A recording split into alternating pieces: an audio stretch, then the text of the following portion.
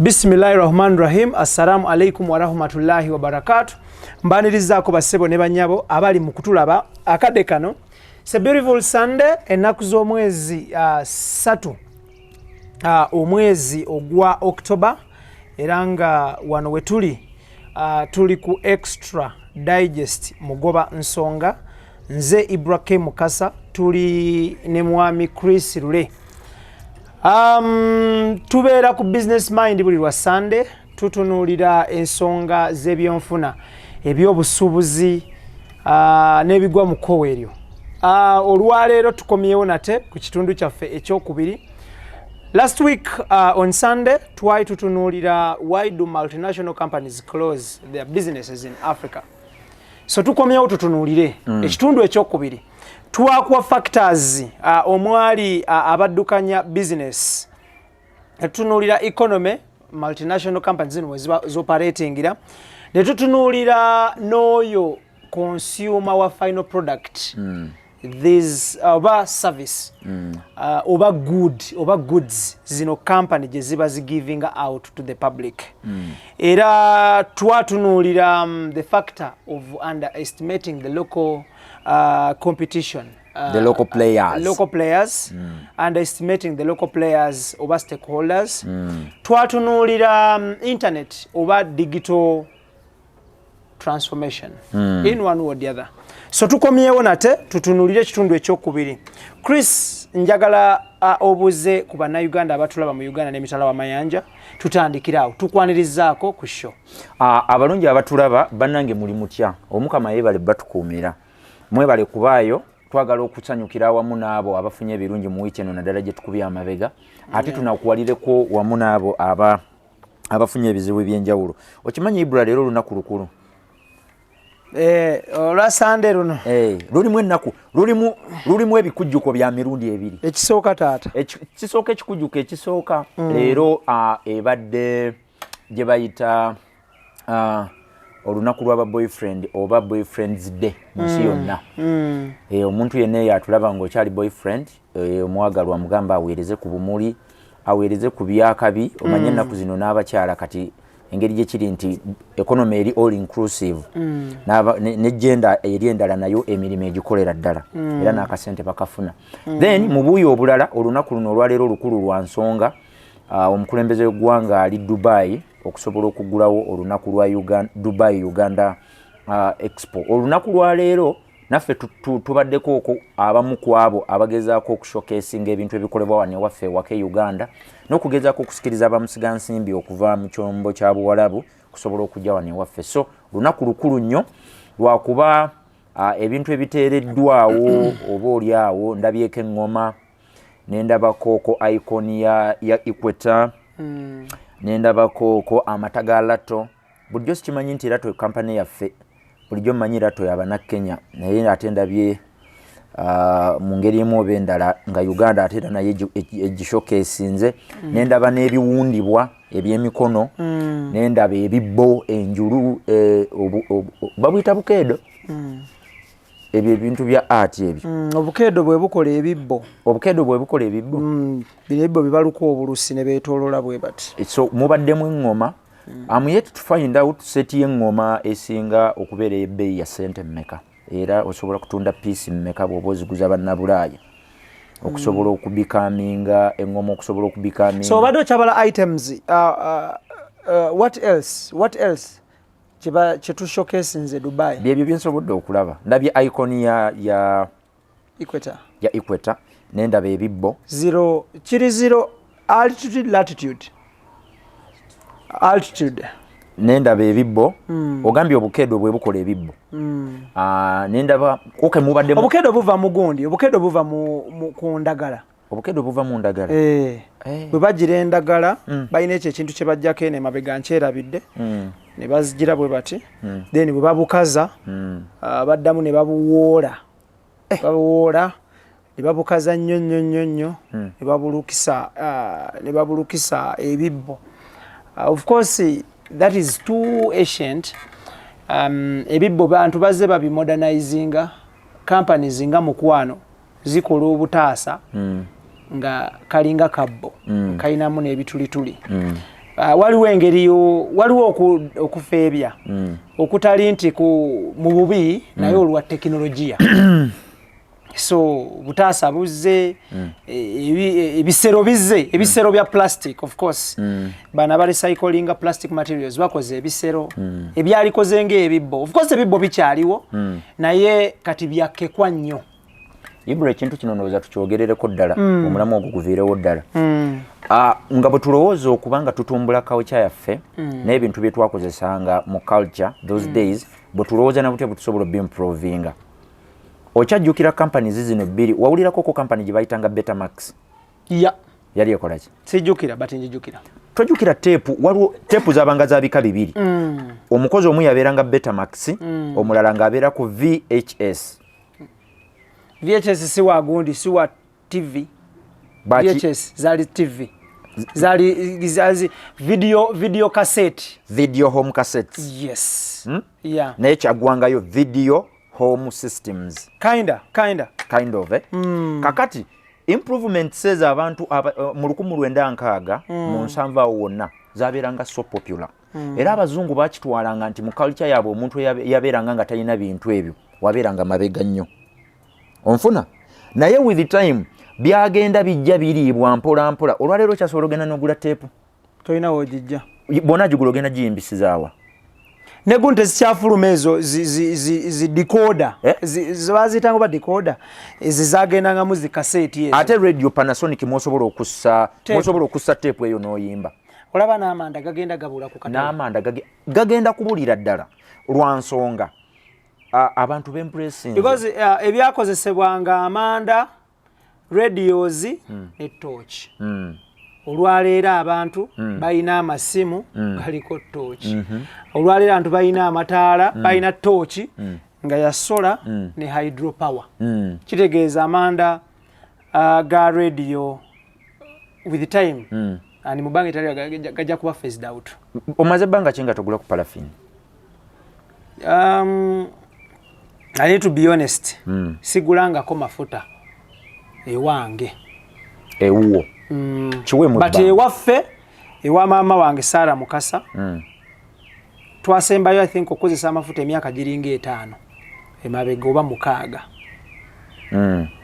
yasembayo emyaka nga 5 6 emabega okozesa amafuta olowooza abagatunda balagawo simanyi oba bagaleeta simanyi tobayimbiddeko kayimba amaze emirimu gye kubanga mukulu wange yagula gaasi n'agulira omukadde gaasi n'adibya stove okubugumya ku nva nga kati ebyenda ebyo ebibeera n'amasavu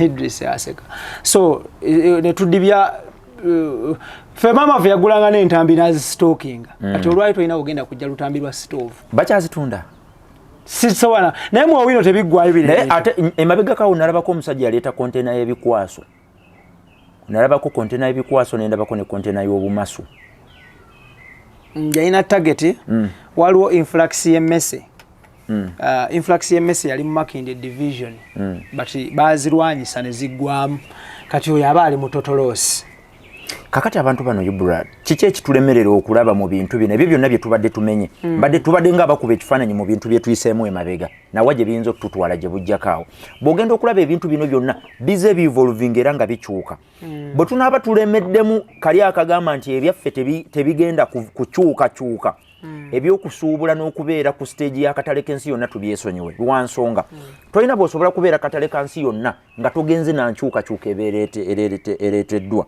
enkyukakyuka eno ebeerawo mu biro byaffe eby'obulamu tuteekwa ogyembracing era ne tugenda nayo mu maaso lwaki nasoose n'ezo items zendabye balistinze ku bintu ebikolebwa bwe ntunuulidde ensi endala eziri e Dubai eziri mu kushokeesinga sigenda kumenya nsi ndala naye nyina gye ndabye ebadde eri mu kushokeesinga emmotoka egenda okubanga etambuza amaanyi ga sola so si masannyalaze naye maanyi gaki ga sola ag'enjuba nga kwegenda okubanga etambulira n'olw'ensonga eyo bw'olaba abantu abalala bye bashokeesinze n'ogeraageranya n'ebyaffe olaba ebyaffe nga bikyayina yes omuntu ne bw'onaaba bw'obala households 100 bantu bameka basobola okugula seti z'eŋŋoma bona agula seti y'engoma kitwala bbanga ky'okuliplenishinga okugizaako endala onfuna so with the time okiraba nga kyetaagisa okubaako ekyenjawulo kye tugikolako oba oli awo eyongera okusikiriza omuguzi waffe oli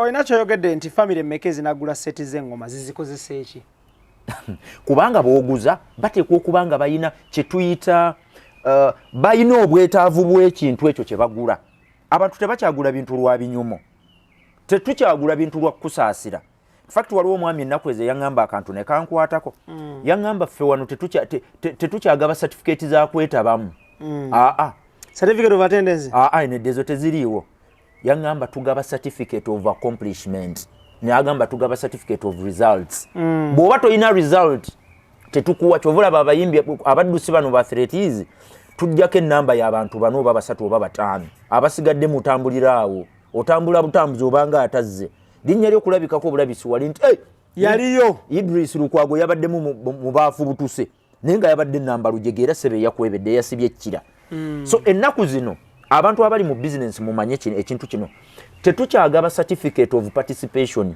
tugaba certificate of accomplishment oteekwa okubaawo n'ekintu ekyo ekyenkomeredde kyokoze ekirina direct importance oba use gye tuli bwe kitabaawo tolina kyotugamba so olunaku lukulu njagala okuyozayoza bannayuganda naddala abali e Dubai abatukiikiridde mu mbeera eyo mweyongere okubanga mukwatira Uganda omumuli emitala w'amayanja we are so proud of you by the way ffe we tutasobodde kutuuka musobodde okutuuka weera ne mutukiikirira milestones zino entono ze tutuuseeko tulina okuzijaganyizaamu wadde nga buvunaanyizibwa bwaffe okumakinga sure nti on a daily basis tugattako okulaba nga ebintu bino tugezaako bimprovinga naffe abasigadde waka tetutudde tugezaako buli lunaku okulaba nga abantu baffe tubabuulira ebintu ebisobola okusitula emitindo mu bintu bye batunda basobole okweyagalira mu katale k'ensi yonna so Uganda Dubai Expo 2021 twagala okwebaza abakulu bonna abataddemu kye bataddemu okulaba nga olunaku luno lubeerawo successfully n'ebyo bye tusobodde okushokesinga abakozi baffe abo abalungi mwebale kugezaako era mwebale tukiikirira newankubadde there is room for growth, there is room actually for expansion, there is room for improvement byonna twagala tubikole tulabe nga naffe tutuuka ku katale k'ensi yonna. Thank you. Tugenda kutandika ne point tuli ku mulamwa. Of course, why do multinational companies close their operations in Africa? Chetuli mu kutunuulira olunaku olwaleero. This is part 2. Part 1 twagikola last week on Sunday. So this week on Sunday tuli mu kutunuulira part 2. Tugenda kutunuulira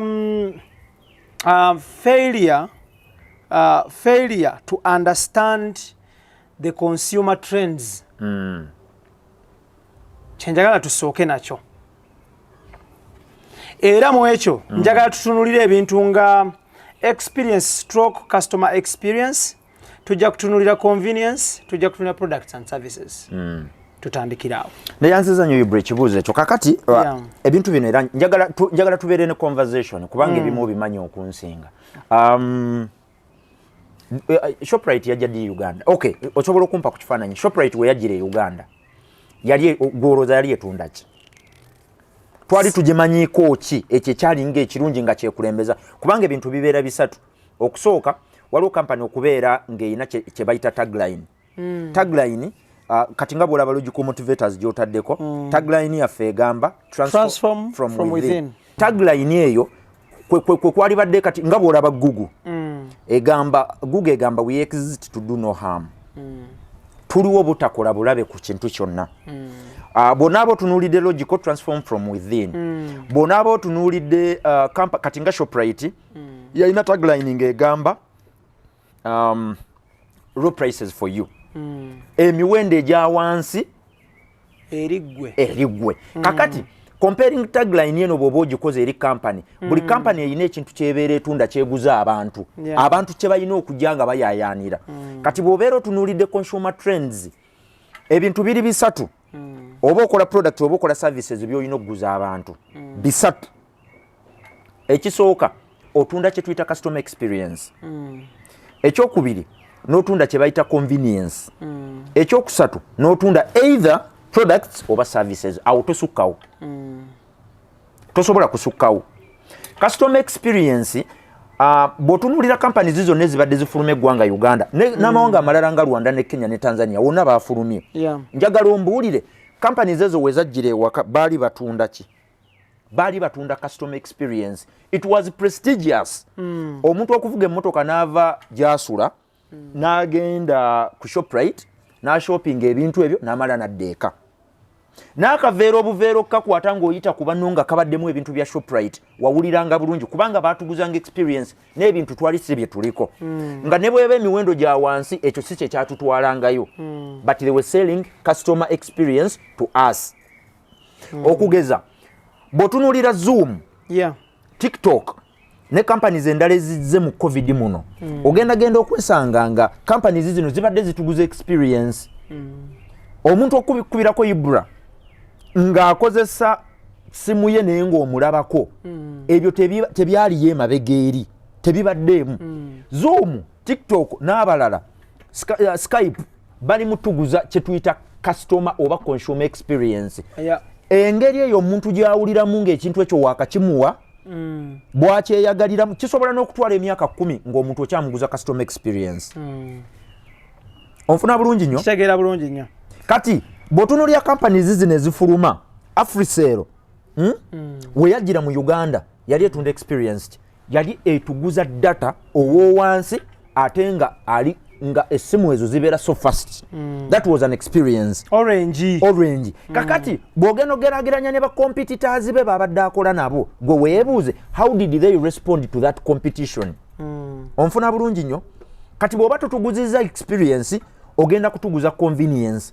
Was it convenience omuntu okuva gy'avudde n'agenda n'agula ku Shoprite ebintu? Okusooka ye it was. Okusooka be bantu abasooka okuintroducinga tills ennyingi nga osobola okusanga bakashiers 15 ng'ono ayinako babiri ono ayinako omu ekyo n'ekyamala ne kikola ki ne kikyuka. Kati bw'omala otuguza customer experience ne tugenda ku convenience bakashiers abakwata sente zaffe bangi ne tuleeta ze tuyita visa cards nabo nga nakyo bakikkiriza. That was convenience. Ekyokusatu bw'oba otuguza products ne services munda zirina okwekwekamu ekigambo kye bayita quality. Omutindo ebintu bya Shoprite byali bya mutindo indeed byali.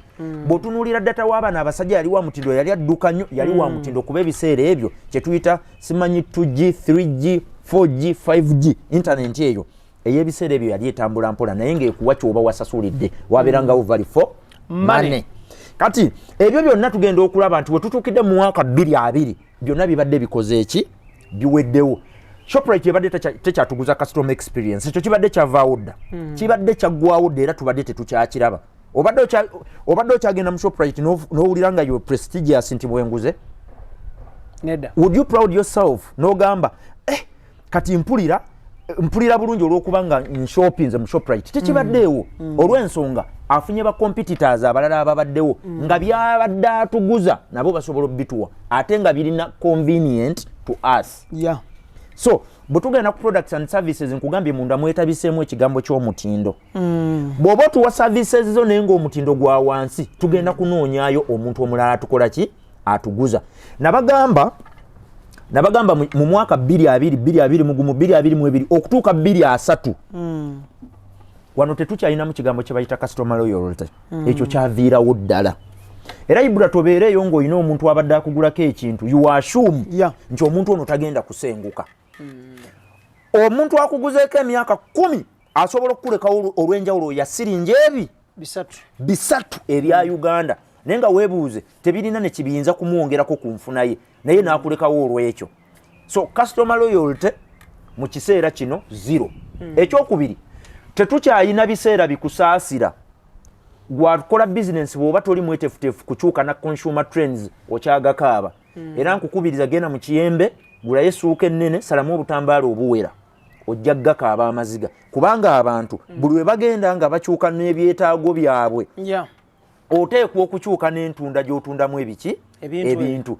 Nsobola okuwaako ekyokulabirako kimu kyokka. Mu 2004 UK eyo anti omanyi ebintu byebyo bitunyumira nnyo okuwuliza. Mu UK mu 2004 waliwo kampani ne bwe njogerako ndowooza tekirina mutawana Coca-Cola yaintroducinga amazzi bagayita Dasan. Amazzi ako bwe gagenda ku katale for the first few months gasooka ne gahiitinga kubanga gaali gatunda ebintu bibiri. Okusooka baali bagamba yali mineral water naye nga tafuniddwa mu mineral water. Ekyokubiri baali bagamba nti gaalimu ebirungo ebyali healthier mu kiseera ekyo nga bw'oganywa gabeera bulamu. Abaali bagagula bwe bakizuula nti mwalimu oluusi okulimba okutali kutuufu eyo move yokka eri company yali disastrous. Company yafiirwa $1 million ezambuka waggulu w'ebisatu okutuuka amazzi ago lwe gava katale. Lwaki ekyo nkireese nti abantu abaali banywedde ne company eno okuva mu kiseera kiri kyonna okutuuka wano balaba nga company egezaako bali amulukwe. Era amazzi ago ebiseera ndowooza amazzi agaali gasinga okutunda mu kiseera ekyo ekika ekyo baali bagayita Evian agali e UK. Then nga galina n'ekika ekirala Crystalline. Bano bakyuka bukyusi ne bagamba oba otuleetedde amazzi ge tutategera katuddeyo ku mineral water waffe ava mu Alps Germany gye tubadde. Kati buli lwotakyuka na client w'okumanya biki bye yeetaaga amala n'akulekawo n'otukabirira n'ogamba mbu business ennaku zino simanye economy tekambuwalangako ng'okyuse n'akugulako.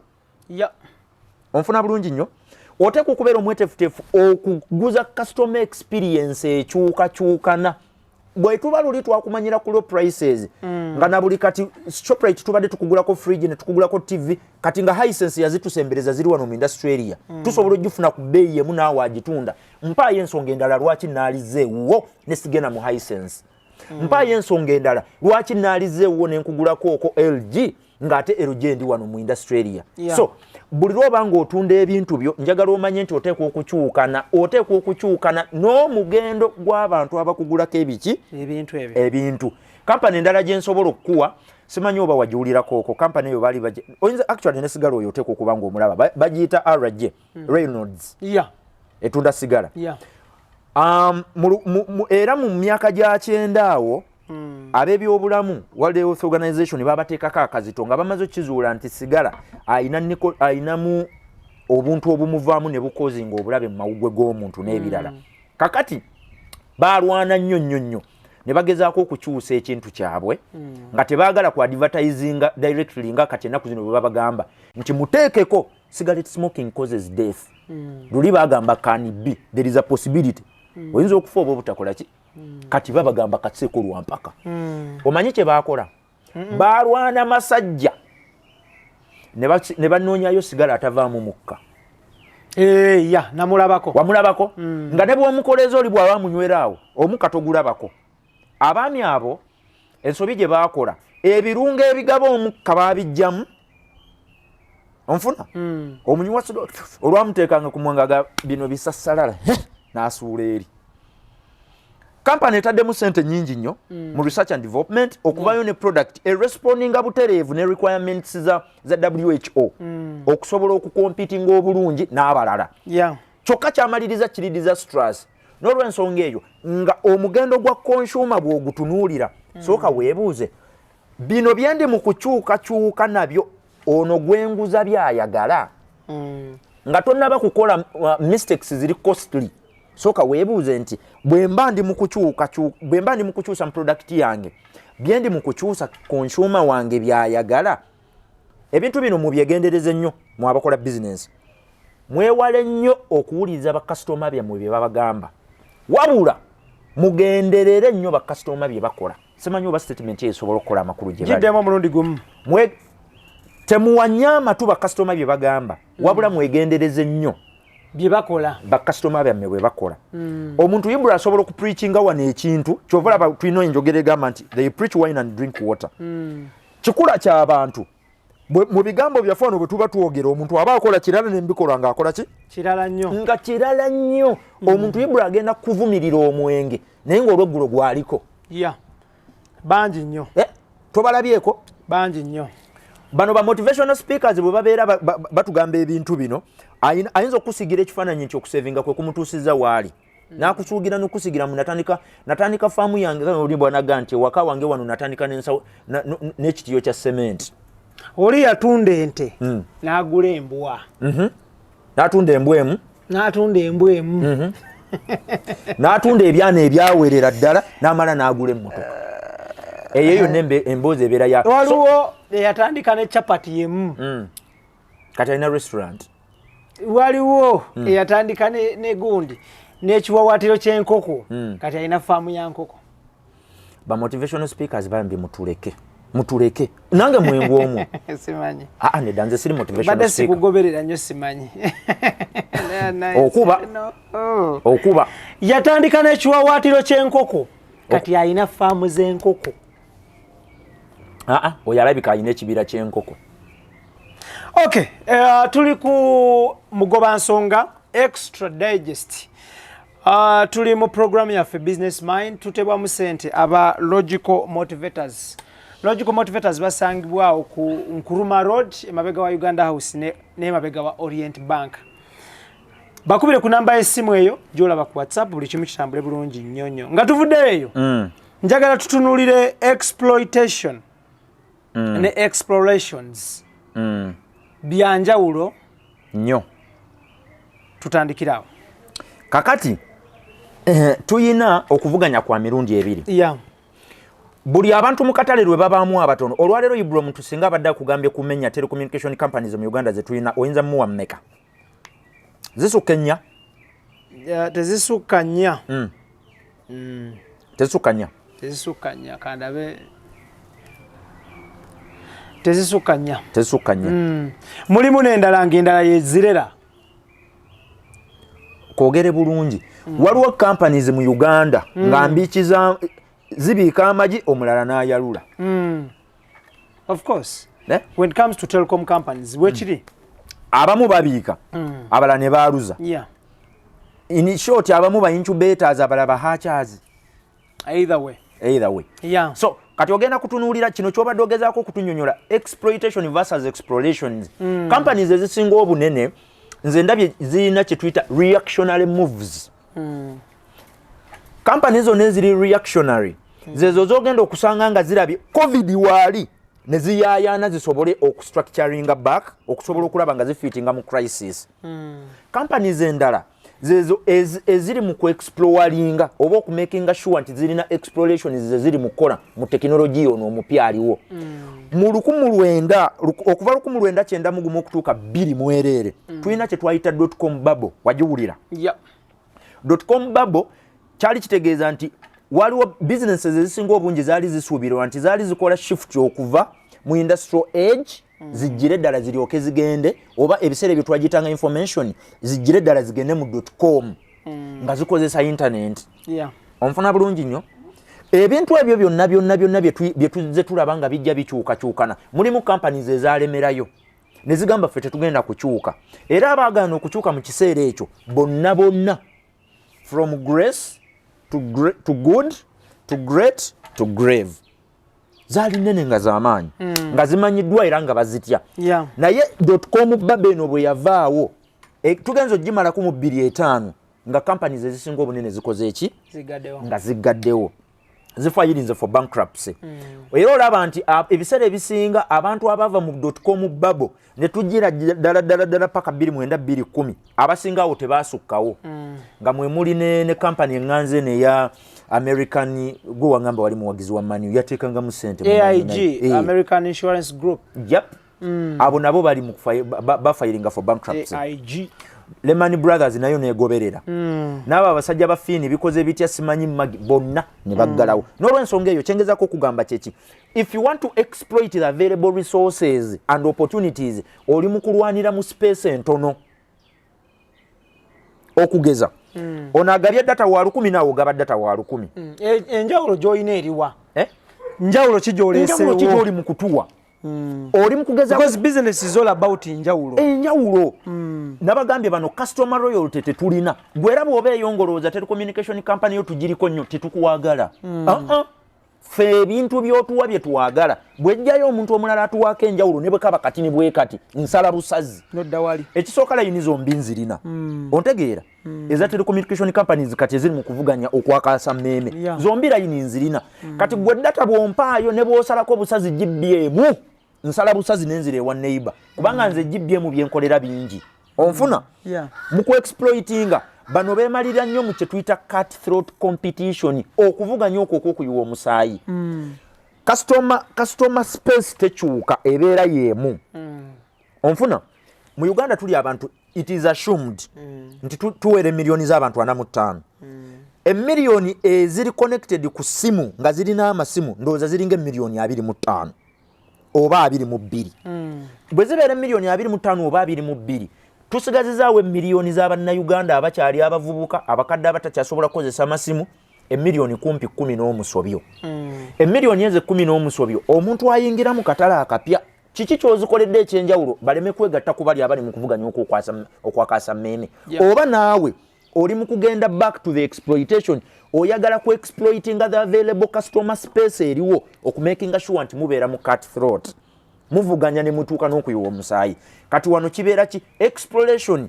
tubeera tugenze mu kye tuyita the blue ocean strategy nti wano tugezaako okujjawo okuvuganya okwakaasa mmeeme ne tuimprovinga emirimu gye tubadde tuwa abantu ne tuwongeza ne ku nnamba y'abakastomers baffe be tubadde nabo mweri mu kuvuganya okwokuyiwa omusaayi so explorations to explore company ebeera erina okugenda mu R&D oba kye tuyita research and development negezaako okumakinga sure nti abantu abatabadde mu market space nkadde olwaleero singa otunuulira abali mu kuvuganya mu soft drinks companies zirimu ndowooza nga 7 kati kubanga luli twalina 2 nezeegattibwako endala onfuna kati market share omu bw'abeera ne 42 omulala 45 bagenda bawanyisa bati kati ojja kwesanga omu kwabo yali akoze ensobi ono n'againingira ku nsobi oli n'ayitawo ono yagenda n'introducinga waliwo eccupa abantu gye baali bategedde obulungi nga kwe banyweredde nga ne bw'obeera muzibe bw'oti bw'okwata ku contours ogiwulira n'agenda n'agikyusa n'agituuma nnyo abantu bwe balaba ng'agikyusiza ne bagamba ono n'alabika atuzannyirako by the way abakozi ba products naddala mmwe companies nga zaatukwata dda mu bwongo ne tubeera omwo nga gye tumanyi mwewalo tuzannyirako mutulaba nga abatategeera ne tutegeera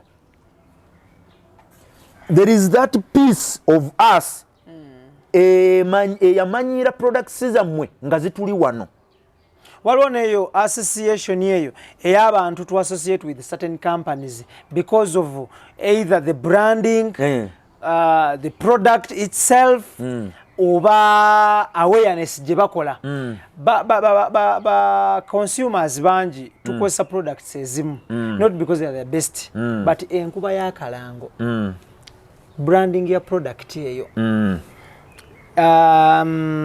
n'abantu abaddukanya company ezimu locations za company ezimu ebintu ebyo byonna bitusika so bwe bakwata ekintu kimu ne bakikyusaamu nti case in point nina essimu eno essimu eno bwe bagikyusa neva ku height eno wano ne basala height ne bagigezza muno nebeera ng'ekimmonde ng'olwo abantu bagamba nti ekyo kirala nnyo ate because mind yaabwe yamanyiira akantu akali slim ne bw'ogamba ogenza kwetegereza just okwetegereza obwetegereza nkiyite ntya ne bw'obeera ogenza kwetegereza kozi gundi yaffe eyo yeki eya logical transform from within nanka eri kali akagundi akalala kalwa konna kaako logo logo bw'oba ogenza okulaba logo za companies zino tomala gazannyira ku logo ya company eyo omuntu akulekawo olwa logo just logo yokka gwe buuza bano bannaffe abo be mbadde njogerako abakola soft drinks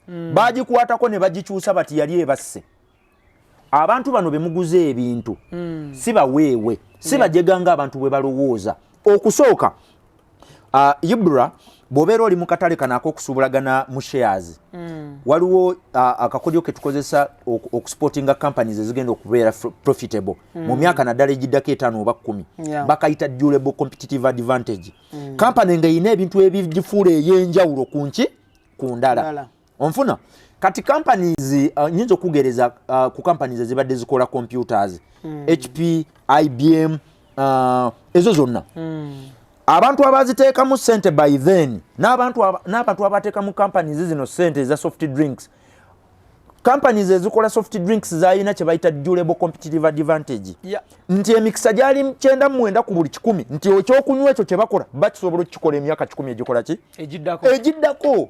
Naye kati ng'ono beebuuza IBM anaasobola okukwata kompyuta eno n'agikola emyaka 10 egiddako.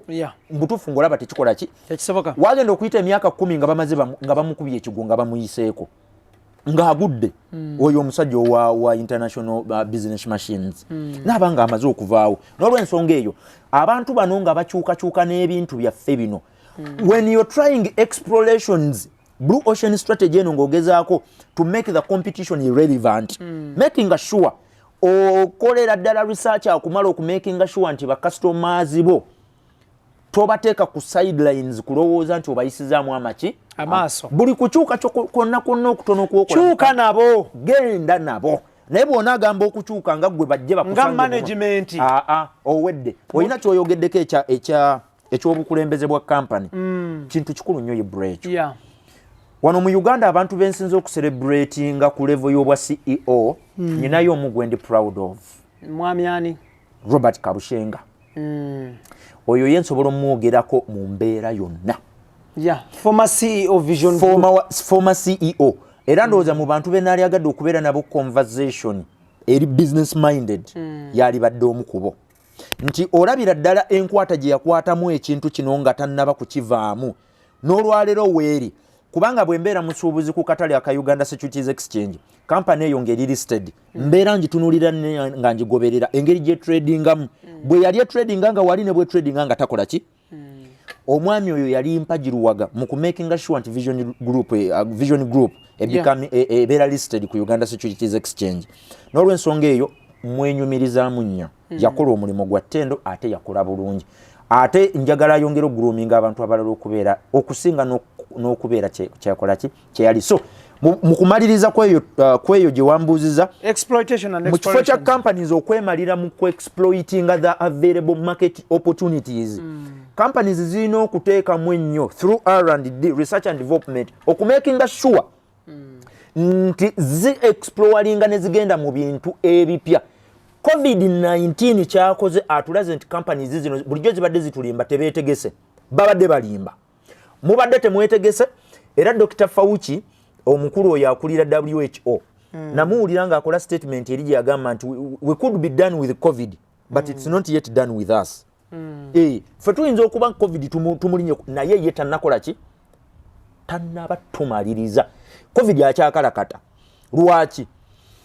Supply bottlenecks zonna ezaali zitataaganyiziddwa ezimu tezinnabeera built back tezinaba kubouncing back. Wano mu kushippinga ebintu okuva emitala w'amayanja okujja e Kampala obudde bwe byali bitwala nga tuli mu COVID almost bukyali relatively the same tebunaba kuvaawo. Onfuna companies eza transport ez'ennyonyi okutambula tekunaddamu kubeera nga bwe kwali nga tetunabagenda mu COVID. So COVID ayinza okuba ffe tuli done with COVID naye ye tannabakola ki eyo statement nagiwulira mu Dr. Fauci. N'olw'ensonga eyo companies mukubirizibwa to explore not to exploit the available marketing opportunities eziriwo. Tulina okwemaliramu okulaba nti bwe tubeera tuli mu fast paced globalized economy. Actually mu Luganda kikolebwa oti zirwane nnyo okugaziya amatabi n'empeereza gani okunyuunyunta beziweereza koloti ate awo nnyinza okusukkawo ku ky'obaganda. Mu Luganda exploitation kwe kunyuunyunta akatala akatono k'obadde nako n'okama ne tubanga mu butuufu tuwedde namu naye nga banaye mutuleke temutufiirako. N'okeera ku macanga company eyagala ekola essabbuuni ekola ebibiriiti ekola obunzaali ekola omunnyo ekola essukaali ekola obudomola ekola essabbuuni ayoza ow'obuwunga n'ow'ekitole evaawe kukolera entebe ekola amasuuka. Mu butuufu products zino mulina budde ki obuziconcentratingako okusatisfyinga ffe baconsumer abasembayo. Wano jebiggwera kataloga eri bweti. Thank you so much. Jebiggwera nga products them producing 10 oba 5 to 10 products tekuli wadde etuukanye na mutindo because you are beating time mutunyonyo nte mukunganya omusimbi gwammwe mukkirire ekyo manyi we bakiyita spreading too thin weesaasaanya nnyo mu bintu ebingi nota concentrating kuzimba kintu kimu kati nga bolaba bannaffe bana aba Nokia batandikira mu it was a paper milling business ne bajjanga bagira bongerako paka lwe batuuka eno ebintu buli lwe biyitirira ebingi n'obanga oyina bingi otuuka ekiseera nga tokyalina kye tuyita okumanya bakkiriza kati eno gye bali amapeesa ago bajja kulwana nago amapeesa ago nakaguzeeyo kano bagenda kulwana nago kano zino kati ennaku zino twagala kuseereza buseereza mbadde nyina wenyini wobadde kyenjagala okubongererako katono ogwo omutwe nagwo tuguveeko tukole ebiri egisemba kyembadde njala obagamba kyekino simanyi Ibra oba wakati w'enjawulo oyina enjawulo wakati wa substitutes ne alternatives of course byanjawulo substitute bwe tubeera mu lulimi olw'ekikampani nga batunda products twaligambye nti nsobola okusubstitutinga ekyokunywa nekisubstitutinga n'ekyokunywa B. Thank you. Onfuna? Byonna byakukola ki? Byakunywa. Alternatives nsobola okusubstitutinga okunywa ekyokunywa n'engenda n'endabamu movie. Like substitute tisinga mba sikozeseza kino nkozesa kino. Thank you so much. Substitute. Then alternative oyinza okugamba nti obutagenda ntebe ku beach kandabe movie waka webale nnyo kyekyo kyennyini kyembadde ngezaako baga kati bannaffe bano abali mu business ebintu ebyo bikyabalemye by the way n'okwawula osanga company ng'econcentratinze etadde competition ku bantu abakola substitutes ey'ekintu kye batunda bwe mbeera nkola soft drink mu birowoozo mbeeramu nakiri nti omuntu gwe nvuganya naye ye muntu akola era soft drink ennaku zino si bwe guli bannange kambayambe bino bali badde babisasulidde company zali badde zisasulidde ebintu bino naye omuntu bwemba sisobola nsobola okugamba nti bwemba sisobola kunywa kyakunywa kyo ngenda meketewo oba either sobola ogenda nendabawo movie oba kubanga kyotunda you're not selling kyakunywa ekijjawo ennyonta you're selling convenience butya bwempulira actually you're selling experience, you're selling convenience to me. Bwemba sikozesezza kikyo kintu kyekirala kyensobola okukola mu ekintu kyekimu nemba nga nfunye satisfaction yetya yemu. So okuvuganya okwakaasa mmemmete kubeera mu substitutes zokka wabula mugenderere nnyo kyovola abayibuli ennaku zino osanga omuntu ng'azimbye ebbaala naye ng'agitaddeko buli kimu n'agisako restaurant n'agiteekako we banywera omwenge n'agiteekako ne washing bay. Omanyi kyabeera ali mu kuluubirira ali mu kumakinga sure nti ebintu bibiri byombi abirina ayina substitutes ayina n'alternatives. Just in case singa mba ndese mmoloka yange okujooza nsobola okunywawo oba nendyawo ekyokulya nga bwe njirinde ggwe. Onfuna ayina alternative ayina ne substitutes. Kati omuntu yali badde agamba kaŋŋende ng'oli bwe yali badde agamba ntaddewo emmotoka bajooze kaŋŋende noonye ekyokulya amaliriza n'emmere agiridde mu kifo kitya kyekimu ekyo. So substitutes si be muba muvuganya nabo bokka wabula mubeera muvuganya equally n'abantu abalina alternatives. N'olw'ensonga eyo mwemaliremu nnyo mu kuexploringa okutegeera mu buuyi buli obuli side eri waliwo alternatives oba eriyo substitutes. Thank you.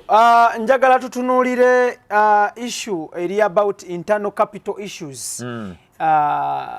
Zine companies zibeera n'obumulumulu internally. Of course ebweru eyo gwe kyotasobola kumanya unless ng'otula ku board osaana okubeera employee nga tomanyi bizibu bya company ate bw'otabeera mu management. So management basobola okugamba nti company ekolerawa nti ekolera katugambe company ekolerawa nti ekolera mu industry area egenda kola retreat ne bakola retreat bbiri ezamu abakozi bakyenyeje ne bakola ne aba top boss the final decision makers bwe aba discussing eyo tosobola kumanya company esobola okukola loss naye nga gwe wanaakola wanaasokerwako totegedde nti company ekoze loss. Era nyina eyankubira akasimu nangamba Chris ebintu bino byonna obitinkudde wabitegeera nze mbadde nkola munda naye nga mbadde sibimanyi bayitirivu bwe nanyinyumya emboozi ya Crystal Wiza ne Steinhoff banji nnyo bakola ne mu company nga tamanyi na organization gyali mukola muba ya byakunywa oba ya byakulya nga tamanyi nsimu eva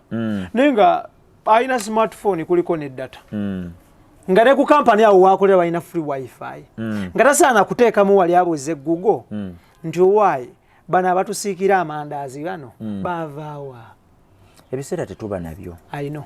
Social media eno musomesa waffe atutwalidde nnyo obudde ate kuliko ebintu bingi nnyo kati omuntu ebiseera ebisinga obudde bwe tubeera nabwo bubeera naye kanzireyo ku kibuuzo kyo ky'obudde internal capital issues kakati wano ndowooza ngenda kutwala omukisa guno abantu baffe bano mbayambeko mbagambe bwe companies zonna eziri mu kufuluma mu Africa nga ziddayo gye zaava ezisinga zibadde zirina internal funding problems business ng'enaayimirirawo ebeera ne risks ssatu zeyina okubatolinga nazo esooka ebeera ne kye tuyita business risk mu business risk muno companies zino zibadde zirina okumakinga sure nti zisatisfyinga bulungi nnyo by all the stakeholders ate ne zisigala nga ziri profitable that was a business risk companies zino ziri mu kufuluma mu Uganda zibadde zibatolinga ne kye tuyita non business risk external factors companies ezizitomera nga tebazirinaako control okusookera ddala ezisinga zibeera political ekyo kimu ekyokubiri kati nga bwe tulaba covid that was a non business risk companies zino tezikirinamu mukono Shoprite ebadde teyinamu mukono bambi mu covid naye tekikuwonya ate era tutukabirira owulidde gwe bw'oba ogaanye okukyukakyuka n'embeera amaziga gogenda kugakaaba osibewo ebyo byotambula otuviire abantu abalala bajje bakole ekintu kyekimu kyobadde okola kati natural calamities endala nga bwotera okulya Ibra nti ennyonyi ebadde ereeta ebintu ABCD kati nga bwowulira yali Boeing ene yali eya Ethiopian Airways eyagwa omwafira omusirikale ebyo ezo zonna issues ezo ezijja zibeerawo ezimu ziri non business risks tozirinaamu mukono zikutomedde kakati weteeseteese otya okutomera companies zino zonna ezifuluma ezibadde zigenda e Uganda ezibadde wano e Uganda zibadde zirina kye tuyita internal capital issues naye nga gwali ebweru tosobola kukola ki kubiraba kati emboozi gye musiiga eyo nga muli ku stage wali bakuvuga owa boda nagamba omusajja no bamugyeko company ensi egenda kuggwa ensi eweddewo economy egudde gwe tofuddeyo ate kuyamba muntu ono akuvuga nga bwakunyumiza ekiboozi ekibira ky'ekiboozi ekitalina nnyo makulu wali badde omu tuba tusabirira na lumu batutuuse mangu ababooda abatunyumiza ebyo waliwo eyankwatako ennaku ezo nga nkalakata nga tamanyi na mulimu gwenkola nanga negwe Uganda ekyuse nnyo ne mubuuza kiki nanga okimanyi companies zonna zigenda kuggalawo ne muga ziggalawo ziragawa bano abasajja abazungu omusajja bamunyiigidde ebyabwe babisibamu bagende bamulekere ekisi kye musajja akyoga ne mukoonako bwenti ku kibegabega ne mugamba owaayi kola omulimu gw'olinamu obumanyirivu ekiwubiro okimanyi okisika nze nvuga ontuuse wontuusa nze mmale ŋŋende mu byange onfuna babayita ba village educate village educate tuleka abasajja omusajja wa boda waliwo omusajja wanyumire nnyo nkutumiddeko nnyo olaba vidiyo zange yaŋŋamba naye ababoda twakukola ki ne mugamba munyumira bunyumizi risk eyokusatu yeya financial risk tulina covid it's a non business risk tulina political instabilities tulina the natural calamities ne economic crisis omuliro guguze enkuba ezze kibuyagaze lusozi luwumbulukuse ettaka libumbulukuse ekyeya kigudde from nowhere n'ebigwa mu kkowa eryo kambeeka kyokulabirako kyenkuwaawo twali ku sho kuno kwekumu ne ŋŋamba abantu ndi mulanzi mu bya business twali mu sho yeemu wano ne nkugamba abalungi abatulaba bakuŋŋaanye resources zaabwe zonna nga bwe bazikuŋŋaanyiza nga bwe balabye baziteeke mu real estate mube nga mwagala nga temuganye tetusobola kuweza 2030 nga tetunnafunayo wano recession nga ya real estate omanye ekiri e China company esinga okubeera ennene eri mu cooperating e China bagiyita Evergrande Evergrande erina ebbanja ebintu ebyaliwo mu US mu 2829 omuntu yajjanga nga Ibra ne bwaba credit ratings ze ziri wansi omanya aba basajja abali bannaffe bana bakimanyi abali emitala w'amayanja abali UK London abali UK US abali mu Europe batunuulira credit ratings zo ne balaba oba osaanidde okuwa ebbanja oba tosaanidde kuweebwa ki banja basobola okuwa oba obutakola ki kati mu 28 buli kyenjeje eyalinako akasente akatono ku account bamuwanga mortgage subprime nga bagimuwa oba alina obusobozi obusasula oba talina busobozi bukola ki ne China kyekyabaddeyo kati Evergrande yemu ku companies mu real estate mu nsi yonna kati ezisinga okubanjibwa esente ebanjibwa billion US dollars ebikumi ebi bisatu prices za real estate mu China zatandise fluctuating era abatunuulizi b'ebyenfuna mu nsi yonna balowooza nti kino tekigenda kukoma bukomi China nga bw'olaba covid bwe yabadde na sprouting n'abuutikira ensi yonna watale kutaliza kubanga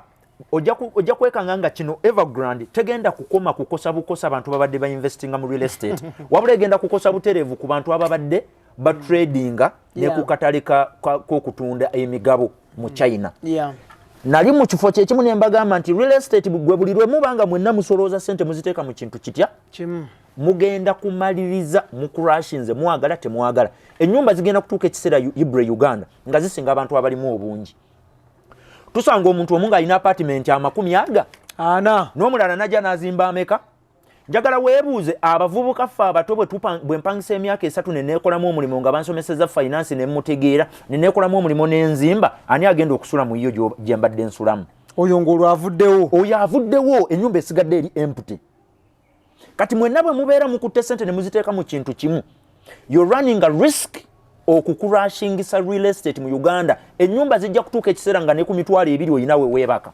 kino nkyogeredde mu kamera ekiseera kigenda kutuuka nga n'emitwalo gya Uganda 3 oyina woosula it's a bit worrying it is not worrying naye ayina amatwawulire tewaliiwo ate nkubuli ekisinga okubeera ekiseso kimanyi real estate terina kye tuyita spillover effect terina spillover effect nti njiye mu mazzi njiye juice mu giraasi eno nejjula abooze n'abooga spillover effect n'asaasaanire real estate talina real estate omuntu bw'amala okuzimba ssente bw'amala okuteekamu ssente mu nnyumba ze ebiseera ebisinga zivaayo mu busoole onfuna akyo tesa kuvaayo mu bulk gye waziteeramu tekiriyo ne bwe babeera balizinze ekizimbe kyo bantu batono nnyo asobola okutwala lizi y'ekizimbe n'akuwa ssente ze wateekamu n'oba ng'ozimbisiza akawumbi n'alizinga n'akakuwa twongereyo gundi endala issue endala capital issue zibadde 3 nti tubadde tulina kye tuyita business risk okusanyusa aba stakeholders ba suppliers ba shareholders ate ne tusigaza profitability levels zaffe nga ziri waggulu ekyokubiri nani business risk bino ebintu ebirala ebitutomera kati ngwabo olaba okukyukakyuka okwaliwo mu 28 then n'olaba covid yona aliwo then n'otunuulira ne political unrest ezibeera mu nsi ez'enjawulo olwaleero ku katale olwaleero Afghanistan ne bwe yali badde trading nga akatale kayo kabadde kakola bulungi okukyukakyuka mu bukulembeze olwedde kyabakosezza dda kati teebereza omuntu abadde alina ssente ngozi obadde wateeka ssente zo empitirivu mu real estate kati saawa zino obeera luddawa eyo embeera ebeera ndala nina mukwano gwange abadde ayina gundi ayina bu stalls obukuba engatto mu Afghanistan mwonna nze nyinayo mukwano gwange abadde alina apartments namubuuziza kati ali kuki ng'akuba engatto z'abaminisita baani abo ba public servants buli office nga balina we bakubira engatto ezo naye ya rabbi okay lastly nga tuwunzika njagala tutunulire issue ya okuba nti company ezimu zino eziri mu kufuluma oba ezafulumye n'endala nyingi we ziri e Kampala wano eziri listed ku Uganda Securities Exchange eyo issue affectingirawo multinational companies bwe tugenda mu source of capital oba source of funds nga twagala expanding enkola ya company engeri ziri 3 zokka zosobola okufunamu ssente nga company you can use owners equity oba kye tuyita equity financing you can use kye tuyita debt okwewola mind you companies okweyambisa debt nga source of funds oba capital kiri very expensive kubanga cost of capital amaliriza ali waggulu. Lending rate ya Bank of Uganda eri 6.5. Naye banka kuziwolera abantu commercial banks mu Uganda eri almost ezisinga zirenjinga between 18 to 25%. Bakuweredde ku 6.5, banka sente zikuwera ku 20. Kubanga wakati wana ino okubamu ne costs ze incurring okusobola okurecoveringga sente ze kukoze eki zekuwoze. Naye ate nga Bank of Uganda yezi baweredde ku 6.5. Yeah. Naye gwe okuzikuwa ozijjeyo 20 plus. Bw'aba takozesa za owners equity nga teyeewoza kye tuyita debt financing okwewola cost of capital ali very expensive, asobola okukozesa enkola endala ey'okuba nti ateeka emigabo gye agilistinga abantu ne bavaayo ne bakwata sente ne bakola ki? Ne bagigula. Kakati companies zino bwe zibeera bwe zito bwe zinoonya sente tugenda kwebuuza companies ezivudde wano mu Uganda ne zisiba ebintu byazo ne ziddayo sente zaazo ezibadde ziziddukanya zibadde zivaawa amidst kana akanyugu ke tubaddemu. Companies eziri mu kusiba ziveewo Orange we yajjira wano Africell gye yagula yayina obuwumbi obusoba mu 7.7 obwali bugibanjibwa. Ebbanja eryo teryavuddewo wabula lyabadde likula bukuzi. Kati njagala kusaba gavumenti ya Uganda bwe baayo omuntu asharing olulimi lwange luno olw'ebyobusuubuzi mulikole nga tteeka oyina bemupi boyogera nabo nga mikwano gyo mbayina naye batono nnyo ba MP baali badde bapuushinga nnyo Ibura ekimu ku bintu ebifudde economies z'ensi ezaakula nga z'amaanyi nnyo ekintu kiri eki kuteeka ssente mu stock market eyina kye tuyita spillover effects ezisaasaanira ebintu ebirala byonna. Companies wano e Uganda ekiziremeseza okukula abantu tebaagala kutabye baatandika baagala kufa nabyo. Omuntu bw'omugamba nti company giri sitting abantu bateekeyo kasente bagulemu ku migabo jabbawa ku magoba alabira ddala obugagga bw'obutwala. So nga ate bambi kifaanana kitya mu buuyi buli obulala. Abasajja be bali mu kulistinga abagagga abali ku katale k'ensi yonna. Parameters ze bakozesa Forbes ne Bloomberg ze bali mu kukozesa okurankinga abagagga zonna ziviira ddala mu stock market. Basobola okugamba olwaleero Elon Musk yabaddeyo ati 200 billions enkya ne bagamba avuddeyo Bernard Arnault yaliwo eri ne bagamba kati Jeff Bezos yaliwo luli ne bagamba Mark Zuckerberg yaliwo. Parameters ze bakozesa Bloomberg running up ina real time servers ezigenda obutereevu ku Standard & Poor ne zigenda ne ku Nasdaq. Ne babanga balina information eri ku real time emigabo gya tu openings akatali ku sente meka. Tesla ebadde egula 697 tukulozingidde ku meka 710 alinnye olwani asinga kati obugagga Elon Musk. Wano mu Uganda omuntu bw'atandika company aginyweza bwati bw'omugamba nti giristinga abantu bagigulemu emigabo afiirawo. I want to applaud ba proprietors ba directors aba Supra Uganda oba Quality Chemicals abatwala the owners okulistinga company eyo era girinamu essuubi ddene nti egenda kufearinga ku katale ka Africa n'ensi yonna ng'emu ku companies ezikyasinze okukola obulungi lwa nsonga bbiri. Singa baali baagadde kufuna bokka companies zino zaali badde zikyarunninga as private companies. Ne baasalawo ne bazireeta in the public. Naffe tugulemu ku migabo tuinvestingemu basobole okufuna sente ez'expandinga. Tolina bw'ogenda ku expandinga Ibra ng'okozesa debt. Ekyo tekiriyo. Amakubo nabagambye asatu. Retained earnings, debt financing ne equity. Kati companies ezisinga Uganda ziri ku equity. Sente ez'obwannannyini bannannyini companies ebataddemu bo ze bakozesanga bba abantu. Mubeera temusobola kubaako ne gye mulaze. Era mugenda okumaliriza nga muli in shambles. Kubanga finance oba capital mutemwebuuza companies nga zi Google bagita Google abagiyita Google balamusizaako n'abagiyita Google balamusizaako. Kati companies zino ojja kwebuuza lwaki zilistingibwa. Nabagambye company buli lwelistinga osobola okwesanga nga mu lunaku lwayo olusoose ng'ebadde listed efunye obuwumbi obusoba mu 130 obwa $. Kati company eyo eba terina kyetasobola kukola Ibra.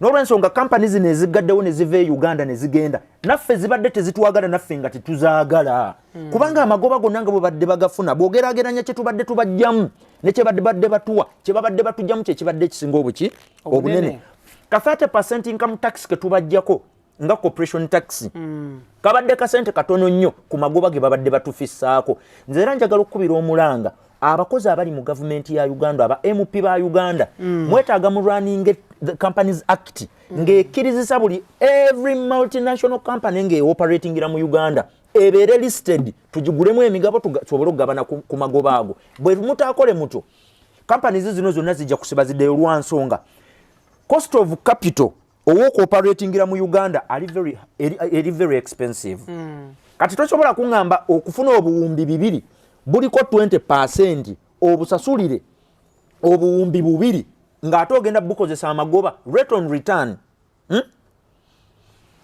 oyina ekyokulabirako kino rate of return eri 2.5 to 3.5% businesses ezisinga obungi mu Uganda kyokka ate interest rates za sente zino ze tuba tujjeeyo ziri mu 2018-25 kakati bw'ogeraageranya bino byombi ebibiri olaba nga sente zino z'obeera weewoze eziri expensive okukozesa osobola okubiitinga rate of return yeri mwogenda okufunira sente zino ng'omaze zinvesting tosobola kati companies zino obutabeera listed ku Uganda Securities Exchange kizikosa lwansonga baba tebasobola kufuna sente zidda kukola research and development na kwongera ku expanding operations zaabwe ne basaasaanira mu bitundu ebirala gye batali companies ez'abanna Uganda eziri listed ku katale wano ke tusobulirako emigabo gya companies njagala okuziyozaayoza n'obbakubiriza mu show yaffe egenda okuddako gye tugenda okukola njagala twongere tutemeeteme mbabuulire ensonga lwaki buli muntu yalisaanye okukwata sente n'aziteeka muli lwansonga nga 2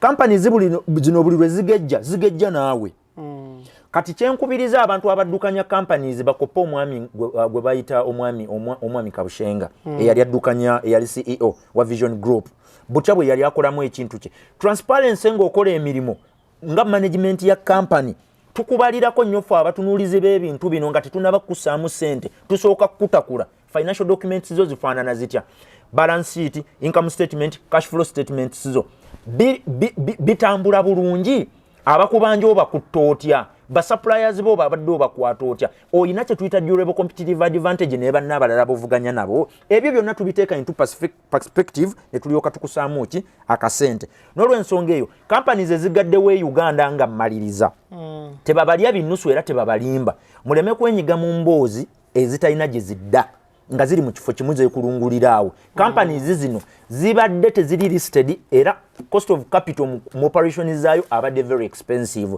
abo bokka abali listed be basobola okubeera nga tebalina kutaataganyizibwa kubafuna kubanga olukya enkya n'eggulo shares bulina kutwongerako nga tugula leero we mba nyinayo 2 enkya nnyongerayo ne luli ne nnyongerayo ne luli ne nnyongerayo kuba abamu tukola kye bayita cost averaging sente zino ne ngenda nga ngamba nti buli mwezi shares za Cipla ngenda kwongerayo emitwalo nkaaga okumala emyaka 2 egijja mu maaso n'olwensonga eyo njagala obbakubiriza companies ez'operatingira wano BMP bafa abalungi mu kifo ky'okudda mu mateeka agatalina munnayuganda gy'alaga nago mwenyigire mu bintu bino companies multinationals eziva emitala w'amayanja nkubye of course bayina bibakola ebitagasa bannayuganda n'ebigasa bannayuganda bingi ebigasa bibakola naye bino byo babimanyi byoli mu kubagamba nti bagende babiyise babimanyi era ababimanyi bali willing okubiyisa bite bolinga batuwe ku sente abatabimanyi bali willing obiyiga anti MP2 ava muffe togaba kyotayina Kawempe gwe yatuwa yoyo Kyaddondo gwe yatuwa yoyo Kampala Central gwe yatuwa yoyo ewaffe Masaka gwe batuwa yoyo kwegamba abantu nga bwe bafaanana mu kitundu gwe batuwa ye representative waabwe obwo bwe buba obuzito bw'abantu abaliyo. Thank you.